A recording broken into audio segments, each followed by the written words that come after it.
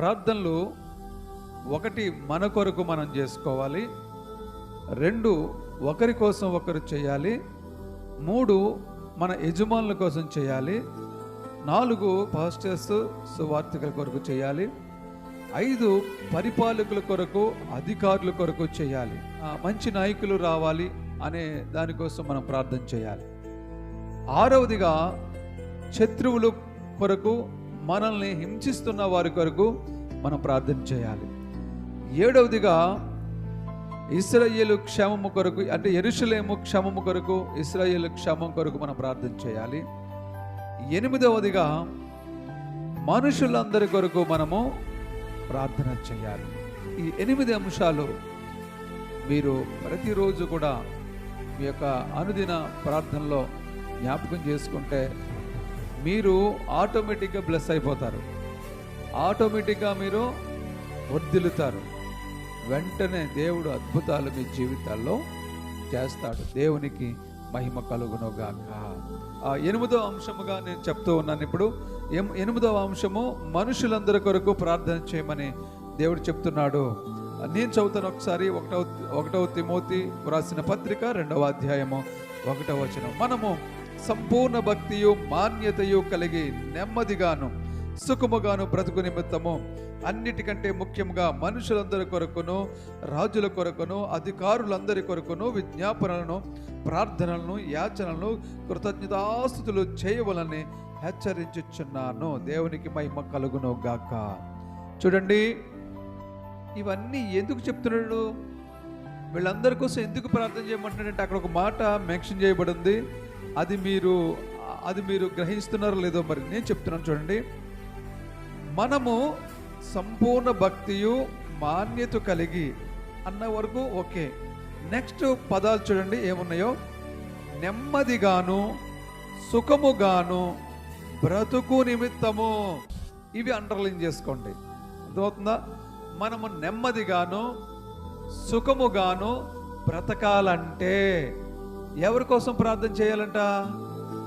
మనుషులందరి కోసము, రాజుల కోసము, అధికారుల కోసము, పరిపాలికల కోసము, శత్రువుల కోసము, కాపరుల కోసము, బోధకుల కోసము, మన కొరకు, అలాగే ఒకరికొకరి కొరకు, అలాగే యజమానుల కొరకు మనం ప్రార్థన చేస్తే మనం సుఖంగా బ్రతుకుతామంట, నెమ్మదిగా బ్రతుకుతామంట.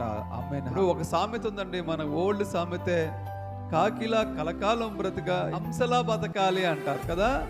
హంస అనేది చూడడానికి కూడా చాలా సొగసుగా ఉంటుంది, చాలా బాగుంటుంది, చాలా అందంగా ఉంటుంది.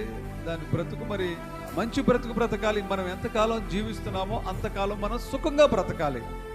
దేవుడు మనకిచ్చిన ఆయుష్కాలం అంతా కూడా మనం సుఖముగా బ్రతకాలి, నెమ్మదిగా బ్రతకాలి. దేవుడు మనకిచ్చిన ఆయుష్ అంటే ఇప్పుడు ఇంకొక సామెత కూడా ఉంది, దినదిన గండము 100 ఏళ్ళ ఆయుష్ అంటారు. అంటే 100 ఏళ్ళు బ్రతికినా కానీ వాడు రోజు సస్తు బ్రతుకుతాడు అన్నమాట. వాడవచ్చు, ఆమె అవ్వచ్చు. అంటే ఆయుష్ అయితే 100 ఏళ్ళు ఉంది, కానీ రోజు వచ్చి ఎందుకు ఈ బ్రతుకు, చచ్చిపోతే రైటరా అనుకుంటాడు అనమాట. రోజు కూడా అలా అనుకుంటాడు. అంటే ఆ బ్రతుకులో ఏమీ లేదు, అస్సలు నెమ్మది లేదు, అస్సలు క్షేమం లేదు, సంతోషం లేదు, సమాధానం లేదు, మరి సుఖం లేదు. అదే 100 ఏళ్ళు బ్రతుకుతూ నెమ్మది కలిగి జీవిస్తే ఎంత బాగుంటుంది చెప్పండి. 100 ఏళ్ళు బ్రతికి నెమ్మది కలిగి జీవిస్తే ఎంత బాగుంటుంది చూడండి. అదే చెప్తున్నాడు దేవుడు ఇక్కడ. నువ్వు నీ ఆయుష్కాలం అంతా క్షేమంగా బ్రతకడం కోసం, సుఖంగా బ్రతకడం కోసం, నెమ్మదిగా బ్రతకడం కోసం దేవుడు ఏమిస్తున్నాడంటే నువ్వు అందరి కొరకు ప్రార్థన చెయ్యి. ముఖ్యంగా అన్నాడు ఇక్కడ దేవుడు. చూడండి ఎంత మంచిగా రాశాడు చూడండి. అన్నిటికంటే ముఖ్యముగా అంటే నీ పనులన్నిటికంటే ముఖ్యంగా. ఇది అండర్లైన్ చేసుకోవాలి ఈ మాట మీరు. నీకెన్ని పనులున్నా ముఖ్యంగా అన్నిటికంటే అని చెప్పాడు దేవుడు ఇక్కడ. అన్నాడు కదా, వివాహము అన్నిటికంటే ఘనమైనది. అంటే అన్నిటికంటే అనే పదాన్ని ఎందుకు వాడుతున్నాడు దేవుడు? కొన్ని విషయాల్లో అది అన్నిటికంటే కూడా ఘనమైంది అని అర్థం. అవునా? అన్నిటికంటే కూడా ముఖ్యమైనది, నువ్వు చేయవలసిన పని అని దేవుడు ఇక్కడ చెప్తున్నాడు. అన్నిటికంటే ముఖ్యముగా మనుషులందరి కొరకును, దేవునికి స్తోత్రం, మనుషులందరి కొరకు చేయాలటండి. మనుషులందరి కొరకు. నువ్వు చాలామంది మనుషులందరి కొరకు కానీ అన్యుల కొరకు కానీ చెయ్యాలి. ఒక విషయం చెప్పనా, నీతో ఎవరైనా శత్రుత్వం కలిగి ఉన్నారంటే, వాళ్ళు నిన్ను బాధిస్తున్నారు బాగా అంటే, వాళ్ళ వల్ల నీకు చాలా నువ్వు డిస్టర్బ్ అవుతున్నావు, వాళ్ళు నిన్ను హింసిస్తున్నారు. ఎందుకు తెలుసా అలా జరుగుతుంది? వాళ్ళ కొరకు నువ్వు ప్రార్థన చేయాలని. అర్థమవుతుందా నీకు? నువ్వు వాళ్ళని వదిలేయమని కాదు, అలా జరుగుతుంది అంటే వాళ్ళ కొరకు నువ్వు ప్రార్థన చేయాలి. వాళ్ళ కొరకు నువ్వు ప్రార్థన చేస్తే దేవుడు వాళ్ళని పట్టించుకుంటాడు. అప్పుడు వాళ్ళు దేవుడు నమ్ముకుంటారు. అది ఒక నెల అవ్వచ్చు, 2 నెలలు అవ్వచ్చు, 3 నెలలు అవ్వచ్చు, వారం అవ్వచ్చు, లేకపోతే సంవత్సరం అవ్వచ్చు, 2-3 సంవత్సరాలు అవ్వచ్చు. అర్థమవుతుందా మీకు? అలా మనం వాళ్ళ కోసం మనం ప్రార్థన చేయాలి. మనం అది చేస్తే ఏదో రోజున వాడిని కాకపోతే వాడి కొడుకునో, వాడి కూతురునో, వాడి అల్లుడినో, వాడి కోడలను ఎవరినో పట్టుకుంటాడు దేవుడు. నువ్వు ప్రార్థనే చెయ్యకపోతే, నిన్ను హింసిస్తున్న వారి కొరకు నువ్వు ప్రార్థనే చేయకపోతే, నిన్ను బాధపడుతున్న వారి కొరకు నువ్వు ప్రార్థనే చేయకపోతే, అసలు దేవుడు ఎందుకు అనుమతించాడు వాళ్ళని నీకు తిట్టడానికి? దేవుడు అనుమతిస్తాడు అసలు? ఆయన బిడ్డల్లో దేవుడు ఏం చెప్తున్నాడు? నిన్ను ముట్టినవాడు నా కనుగ్రుడ్డు ముట్టినట్లు. నిన్ను ముట్టితే, నన్ను ముట్టితే ఎవరిని ముట్టుకున్నట్టు? అసలు కనుగుడ్డు ముట్టుకోవడం అంటే ఏంటి? కంట్లో నువ్వు ఇలా పెట్టగలవా? కన్ను రెప్ప మీద ఇలా తగిలితేనే, ఇలా అనుకుంటేనే మనకి నొప్పి వస్తుంది. అంటే కన్ను అంత సెన్సిటివ్ పార్ట్, సెన్సిటివ్గా ఉంటుంది, చాలా సున్నితంగా ఉంటుంది. కాబట్టి మరి కనుగ్రుడ్డు ముట్టినట్టు అంటే కంట్లో పొడిచినట్లు. అర్థమవుతుందా? దేవుడి బిడ్డని ఎవరైనా తిట్టినా, కొట్టినా దేవుడి కంట్లో పొడిచినట్లు అన్నమాట. యేసు ప్రభు కంట్లో పొడిచినట్లు అంటే ఆయన ఊరుకుంటాడా? మరి అప్పుడు యేసు ప్రభు కంట్లో పొడిస్తే ఊరుకుంటాడా? ఊరుకోడు కదా. అలాంటప్పుడు నిన్ను తిట్టినా కానీ దేవుడు అలా అనుమతిస్తున్నాడంటే ఏంటి దాని అర్థం? ఏంటి? నువ్వేం చేయమని? నిన్ను ఏం చేయమని? ఊర్లో పెద్ద మనుషులందరినీ పోగేసి తగ్గు పెట్టమనా? పోలీస్ స్టేషన్కి వెళ్ళి కేసు పెట్టమనా? చెప్పాలి మీరు అందరూ కూడా. కాదు, వాళ్ళ కొరకు నిన్ను ప్రార్థన చేయమని. దేవునికి మహిమ కలుగునుగా.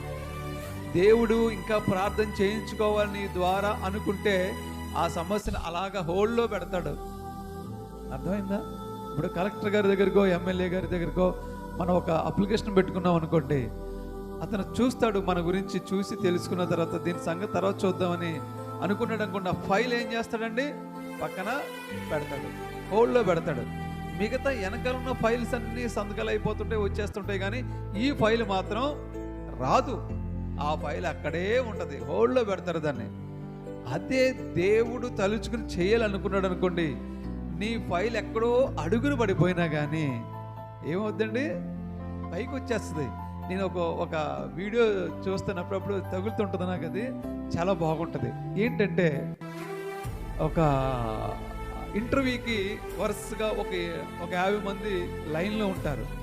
ఇలాగా ఆ డోర్ దగ్గర నుంచి ఈ డోర్ వరకు 2 డోర్లు ఉంటాయి. అక్కడ ఆ 2 డోర్లకి మధ్యలో ఒక 50 మంది లైన్లో ఉంటారు. పాపం ఒక వ్యక్తి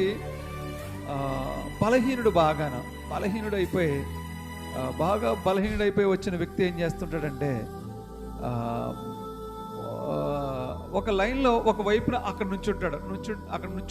నుంచుంటే వాడికంటే బలవంతుడు ఒకడు వచ్చి వాడు ఏం చేస్తాడు? తప్పుకో అని వెనక్కిట్టేస్తాడు. వెనకంటే ఇదేంటి, నేను ముందు వచ్చిన కదా వెనక్కిట్టేస్తున్నావు ఏంటి అంటే అని కదులుతాడు. వాడిని ఏమనుకోలేదు, పాపం ఏం చేయలేడు కదా. అందుకని ఫోన్లో ముందు నుంచొని నెక్స్ట్ వెనకాల నుంచుందాం కదా, వెనకాల నుంచుంటే వాడు వెనకాల నుంచున్నాడు ఏం చేస్తాడు? నా ముందు నుంచుంటావేంటి అని వాడు గంటేస్తాడు. వాడు గంటేస్తే 3వ వాడి దగ్గర నుంచి, పాపం వాడు ఫస్ట్ ఉన్నాడు కదా, నిజానికి ఫస్ట్ ప్లేస్ వాడిది. కానీ ఆ ఎవడో ఒక దౌర్జన్యంగా వచ్చాడు లాగేస్తే, అప్పుడు సెకండ్ ప్లేస్లో కన్నా ఉండాలి కదా. సెకండ్ ప్లేస్ అంటాడు, నిన్ను లాగేస్తే నేనేం చేయను, నువ్వు పోవాతలు కన్నా. వాడు గంటేశాడు. 3వ ప్లేస్లో నుంచి 3వ వాడు గంటేశాడు. 4వ ప్లేస్ ఉంటే 4వ వాడు గంటేశాడు. 5వ వాడు గంటేశాడు. 6వ వాడు గంటేశాడు. 7వ వాడు గంటేశాడు. 10వ వాడు గంటేశాడు. 20వ వాడు గంటేశాడు. 50 వాడు కూడా గంటేశాడు. చివరికి ఏమైపోయాడు? వెనక్కి వెళ్ళిపోతే దేవుడా నా పరిస్థితి ఎలాగైపోయింది అంటే నేను జీసస్కి ఓ గాడ్ జీసస్ అని ప్రార్థన చేస్తున్నాడు. వెనక్కి వెళ్ళిపోయి నుంచుంటే ఒక 10 నిమిషాలకి ఎవరైతే జాబ్స్ ఇచ్చే మేనేజర్ ఉన్నాడో వాడు ఆ డోర్ నుంచి తలుపు తీశాడు. నిజానికి ఈ డోర్ నుంచి తీయాలి, ఈ డోర్ తెరవాల, కానీ ఇతన్ని దౌర్జన్యంగా వెనక్కింటేస్తే దేవుడు ఆ డోర్ ఓపెన్ చేశాడు. ఆమె చెప్తాం అందరు కూడా. అప్పుడు అతను ఏమయ్యాడు? ఫస్ట్లోకి వెళ్ళాడా లాస్ట్లోకి వెళ్ళాడా? దేవుడు ఏం చేస్తాడండి? తారుమారు చేసేస్తాడు, తారుమారు చేసేస్తాడు. దేవునికి మహిమ కలుగును గాక. అలాగే నీ ఫైలు అడుగును పడిపోయినా సరే దేవుడు ఏం చేస్తాడండి? పైకి లేపేస్తాడు. దాన్ని అడుగును పైపడి దాన్ని తిరగేసి పైన ఎడతాడు. దేవునికి స్తోత్రం. అప్పుడు నీ ఫైలు ముందుకు వచ్చేస్తుంది. దేవుడు అద్భుతాలు చేస్తాడు, ఆశ్చర్య కార్యాలు చేస్తాడు. నువ్వేం చేయాలంటే ఏం చేయాలండి? ప్రార్థన చేయాలి. నువ్వు నిన్ను బాధ పెట్టే వరకు ప్రార్థన చేయాలి. నీ శత్రువుల కొరకు నువ్వు ప్రార్థన చేయాలి. నీ శత్రువుల్ని పెట్టడం. అందుకే దేవునికి స్తోత్రం, హల్లెలూయా. మనం ప్రార్థిస్తే ఫలితము పొందుకుంటాం. కాబట్టి మీరందరూ కూడా శత్రువుల కొరకు, మిమ్మల్ని హింసిస్తున్న వాళ్ళ కొరకు ప్రార్థన చేయండి. దేవుడికి ప్రార్థన సరిపోనప్పుడు ఆ సమస్యను అలా హోల్డ్లో పెడతాడు. అప్పుడు మనం ఇంకా మరింత ఎక్కువగా ప్రార్థన చేస్తే ఆ సమస్య నుండి మనము విడుదల పొందుకోగలుగుతాం. దేవునికి మహిమ కలుగును. తర్వాత ఇంకొక విషయం ఏమిటంటే, ఇంకొక విషయం చెప్పాను కదా నేను, మన కొరకు మనము ప్రార్థన చేసుకోవాలి. అలాగే ఒకరి కొరకు ఒకరు ప్రార్థన చేసుకోవాలి. ఇప్పుడు ఇంకొక అంశం, రెండవ అంశంగా నేను ఏం చెప్పాలని ఆశపడుతున్నానంటే, ఒకరి కొరకు ఒకరు మనం ప్రార్థన చేసుకోవాలి. అది ఎక్కడుందంటే యాకోబు పత్రిక 5వ అధ్యాయము 16వ వచనము. ఒకరి కొరకు ఒకరు ప్రార్థన చేసుకోవాలి. మొదటిది నేను చెప్పింది ఏంటంటే, మనుషులందరి కొరకు ప్రార్థన చేయండి, అలాగే మీ శత్రువుల కొరకు, మిమ్మల్ని హింసిస్తున్న వారి కొరకు ప్రార్థన చేయండి అని చెప్పాను. ఇప్పుడు ఒకరి కొరకు మీరు ఒకరు ప్రార్థన చేయండి. మీ పాపములను ఒకరితో ఒకడు ఒప్పుకొనుడి, మీరు స్వస్థత పొందినట్లు ఒకని కొరకు ఒకడు ప్రార్థన చేయండి. దేవునికి స్తోత్రం. నువ్వు చెప్పిన పాపాలన్నీ ఒక బకెట్ అవని అనుకోండి, ఆ బకెట్ పట్టుకెళ్ళి ఆవిడ ఏం చేద్దంటే బయట పట్టుకెళ్ళి సెంటర్లో మంచి జంక్షన్ ఎక్కడ ఉందో, 10 మంది వచ్చే జంక్షన్ ఎక్కడ ఉందో అక్కడ ఉంపేస్తుంది. అప్పుడు నీ సీక్రెట్స్ అన్నీ ఎక్కడికి పోతాయి? లోకం అంతా వెళ్ళిపోతాయి. దేవుడు ఏం చెప్పాడు? ఒకరితో ఒకరు పాపాలు ఒప్పుకోండి, ఆ తర్వాత ఒకరి కొరకు ఒకరు. మరి చేస్తారా మీరు? భలే చెప్పింది. ఎప్పుడు నీకు తన పాపాలు తన తప్పులు చెప్పిందో అప్పుడు వెంటనే నీవు ఆగలేవు. దాన్ని ఆ బకెట్ ఎక్కడో దొక్కిని వంచేయాలి పట్టుకెళ్ళి, లేకపోతే అవి ఫ్లో పొంగిపోయి పొర్లిపోయి బయటకు వచ్చేస్తాయి. దేవుడు అలా చేయమనలేదు, ప్రార్థన చేయమన్నాడు. ఏదైనా ఒక సహోదరి లేకపోతే ఒక సహోదరుడు ఒక దోషమో ఒక పాపమో ఒక తప్పో చేశాను అయ్యో అని నీ దగ్గరికి వచ్చి చెప్పినప్పుడు నువ్వేం చేయాలంటే ప్రార్థన చేయాలి. ఒక ఇద్దరు దేవుని నమ్ముకున్న బిడ్డలు పైపు దగ్గర వాటర్ బిందులు పెట్టుకోవడం కోసం వాగ్వాదం వచ్చిందంట, తిట్టుకుంటున్నారంట.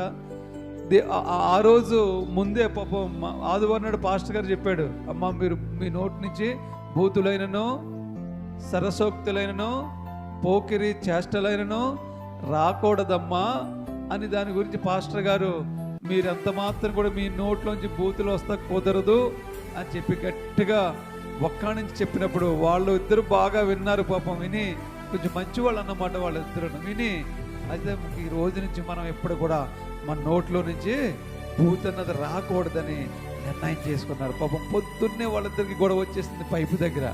నా బిందు ఫస్ట్ పెట్టాలంటే నా బిందు పెట్టాలి, నో తన బిందుని గంటేస్తుంది, తన బిందు వచ్చి తన బిందుని గంటేస్తుంది. అప్పుడు అందరూ ఒక ఆవిడ బలం లేని ఆవిడ పాపం గంటలేక అప్పుడు నోటితో బూతులు తిట్టలేక ఏంటే నీ అమ్మకు స్తోత్రం అందంట. ఏమంది? ఏంటి నీ అమ్మకు స్తోత్రం అందంట. ఎలా ఉందంటే బూతులు తిట్టకూడదని మీ అమ్మకు స్తోత్రం అంటే అవతల నుంచేమో ఆవిడే కూడా నీకు స్తోత్రం రాను, నీ నాన్నకు స్తోత్రం రాను అని ఆవిడ తిడతా ఉందంట. అంటే మొత్తం ఇలా స్తోత్రాలు చెల్లిస్తూ ఉన్నారు మొత్తం మీద. దాని అర్థం ఏంటంటే స్తోత్రాలు ఆ విధంగా చెల్లించమని కాదు దేవుడు చెప్పిన అర్థం. ఎందుకు చెప్పాడు దేవుడు? మీరు గొడవలే పడద్దు, అసలు సర్దుకుపోండి. దేవుడు సమయంలో మిమ్మల్ని హెచ్చించేలాగున ఆయన బలిష్టమైన చేతుల క్రింద మీరు దీన మనస్కులై ఉండండి అని దేవుడు చెప్తే, తిట్టడం కామన్, పదాలు మాత్రం వేరే వేరే పదాలు, కానీ తిట్టడం మాత్రం కామన్. ఆ ఫోర్స్, ఆ నోట్లోంచి వచ్చే ఆ భావజాలం అదే, కానీ సౌండ్ మాత్రం వేరే వస్తుంది. బూతుకు బదులు వేరే స్తోత్రం వస్తుంది తప్ప మనసులో ఉన్న ఆ అగ్రెసివ్నెస్ మాత్రం పోవట్లేదు. దేవుడు అది పోగొట్టాలి, అది తీసేయమన్నాడు దేవుడు. నీ మనసులో ఉన్న ఆ భావజాలాన్ని నువ్వు తీసేయాలి, ఆ ఫోర్స్ని తీసేయాలి నువ్వు.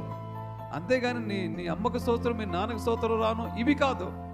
అది తిట్టినా ఒకటే, బూతులు తిట్టినా ఒకటే. అసలు ఉద్దేశం ఏమిటి? ఉద్దేశం మెయిన్. మర్డర్ చేసిన వాడి కంటే కూడా చేయించిన వాడికే శిక్ష ఎక్కువ పడుతుంది.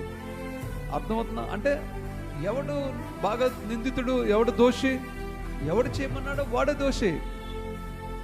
వాడి ఆలోచన, వాడి హృదయంలోంచి వచ్చిన ఆలోచన అది. నీ హృదయంలోంచి ఆలోచనలు స్పష్టమైనవిగా రావాలి, పవిత్రమైనవిగా రావాలి, మంచి ఆలోచనలు రావాలి, యథార్థమైన ఆలోచనలు రావాలి. ఆ హృదయంలోంచి వచ్చినటువంటి ఆలోచనే మెయిన్. అందుకే దేవుడు అంటాడు కదా, హృదయం అన్నిటికంటే మోసకరమైనది, అది ఘోరమైన వ్యాధి గలది. దేవుడు చెప్తున్నాడు కదా. అందుకే ఘోరమైన వ్యాధి కలదని హృదయాన్ని దేవుడు ఎందుకన్నాడు? మోసకరమైనదని హృదయాన్ని ఎందుకన్నాడు దేవుడు? నీ హృదయం నిన్ను మోసం చేస్తుందా, లేకపోతే నీ హృదయం దేవుని మోసం చేస్తుందా? నీ హృదయంలో ఎటువంటి వ్యాధి ఉంది అంటే, నీ హృదయంలోంచే వస్తే మొత్తం ఆలోచనలన్నీ నీ హృదయంలోంచే వస్తాయి. ఎన్ని ఆలోచనలు రావాలో అన్నీ నీ హృదయంలోంచే వస్తాయి. ఎలాంటి మంచి ఆలోచనలు రావాలన్నా, చెడ్డ ఆలోచనలు రావాలన్నా నీ హృదయంలోంచి, చెడ్డ తలంపులు రావాలన్నా, మంచి తలంపులు రావాలన్నా నీ హృదయం నుంచి వస్తాయి. అందుకే దేవుడు నీ హృదయము చెడ్డది అన్నాడు, వ్యాధి కలిగింది అన్నాడు. అంటే దాని అర్థం ఏంటంటే నీ హృదయంలో అన్ని చెడ్డ తలంపులు వస్తాయి కాబట్టి దేవుడు వ్యాధి కలిగిందని మానవుడి గురించి చెప్తున్నాడు. మోసకరమైంది హృదయం అని చెప్తున్నాడు. మన హృదయము మనల్ని మోసం చేసేస్తుంది, దేవుణ్ణి మోసం చేస్తుంది, ప్రజల్ని కూడా మోసం చేస్తుంది. అంటే మన హృదయమే కదా, అందరి హృదయాలు అలాగే ఉన్నాయి. దేవునికి స్తోత్రం చెప్దాం. కాబట్టి హృదయం మోసకరమైంది అన్నాడు దేవుడు. మన నోట్లోంచి ఒక మాట మన నోట్లు దాటనంచేపు అది మనకి బానిసంట. ఒక మాట మన నోట్లోంచి, మన పెదవి దాటిన మాటకు మనం బానిసలమంట. అర్థమవుతుందా? మన నోటిలో ఉన్నంతసేపు ఆ మాట మనకు బానిస. ఒక్కసారి ఆ మాట పెదవి దాటి బయటికి వెళ్ళిపోతే దానికి మనం బానిసలం. ఇంకా ఆ మాటని ఎవరు కాలు జారినా తీసుకోవచ్చు, కానీ నోరు జారినా తీసుకోలేమని సామెత ఉంది కదా. అందుకే మన హృదయంలో ఏదైతే తలంపు ఉందో నోట్లోంచి పెదవుల గుండా అదే మాట వస్తుంది. కాబట్టి మనం ఫస్ట్ మన హృదయాన్ని ఏం చేయాలండి? శుభ్రపరచుకోవాలి, క్లీన్ చేసుకోవాలి. దేవునికి మహిమ కలుగును గాక. కాబట్టి ఒకరి కొరకు ఒకరు మనం ప్రార్థన చేసుకోవాలి. నీ సహోదరి వచ్చినప్పుడు, నాకు బాగోలేదు ప్రార్థన చేయమన్నప్పుడు ఆ సహోదరికి నువ్వు ప్రార్థన చేయి. ఆ సహోదరి నిన్ను అడగడానికి సిగ్గుపడినా కానీ ఆ సహోదరి గురించి నీకు తెలిసినప్పుడు ఆ సహోదరి సమస్యను బట్టి నువ్వు ప్రార్థన చేయి. ఒకరి కొరకు ఒకరు ప్రార్థన చేసుకోవడం అంటే అదే. మరి నీకోసం నువ్వు చేసుకోవడం ఒక వంతు అయితే, నువ్వు అందరి కోసం చేయడం మరొక వంతు. నువ్వు నీ యజమానుడి కోసం చేయడం ఇంకొక వంతు. నువ్వు నీ కాపరి కోసం, నువ్వు నీ బోధకుడి కోసం చేయడం కూడా మరొక వంతు. అది కూడా మనం చూద్దామండి. ఎఫెసీయులకు రాసిన పత్రిక 6వ అధ్యాయము 19-20 చూద్దాం. ఇప్పుడు పౌలు గారు చెప్తూ ఉన్నాడు ఈ మాట. పౌలు గారు అంటున్నాడు, మరియు నేను దేని నిమిత్తమై దేని నిమిత్తము రాయబారినై. ఆ కంపెనీ పబ్లిసిటీ కోసం సినిమా యాక్టర్ని, క్రికెటర్స్ని, యాంకర్స్ని ఉపయోగిస్తూ ఉంటారు. అంటే దీనికి వాళ్ళు అంబాసిడర్స్ అన్నమాట, బ్రాండ్ అంబాసిడర్స్. ఇప్పుడు పౌలు గారు అంబాసిడర్ ఎవరికి? దేవునికి. దేవునికి ఆయన రాయబారి అన్నమాట, దేవునికి అంబాసిడర్ అతను. అంటే అతను దేవుణ్ణి ప్రకటించడానికి, దేవుణ్ణి 10 మందికి తెలియపరచడానికి అంబాసిడర్ అతను. నేను కూడా దేవుని అంబాసిడర్నే. మీరు ప్రకటిస్తే మీరు కూడా అంబాసిడర్లే. అర్థమవుతుందా? కాబట్టి పౌలు గారు అంటున్నాడు, నేను దేని నిమిత్తము రాయబారినై సంకెళ్లతో బంధింపబడి ఉన్నాను. చూడండి, ఆయన ఇప్పుడు సంకెళ్లతో బంధింపబడి జైల్లో ఉన్నాడు. ఎవరు? పౌలు గారు జైల్లో ఉండి లెటర్ రాస్తున్నాడు. ఎవరికి? ఎఫెసీయులకు రాస్తున్నాడు, ఎఫెసులో ఉన్న సంఘానికి రాస్తున్నాడు. దేవునికి మహిమ కలుగును గాక. ఎఫెసీలో ఉన్న సంఘానికి ఏమని రాస్తున్నాడు? నేను దేని కొరకు రాయబారిగా ఉండి బంధింపబడి సంకెళ్లలో ఉన్నాను. ఆ సువార్త, అంటే సువార్త కొరకు నేను ఇలా బంధింపబడి సంకెళ్లతో కట్టబడి ఉన్నాను.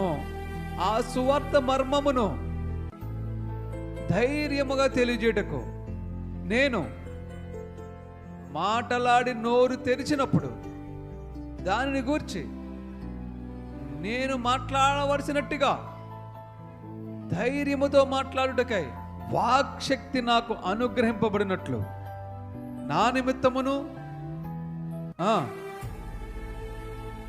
విజ్ఞాపన చేయుచు మెలకువగా ఉండుడే.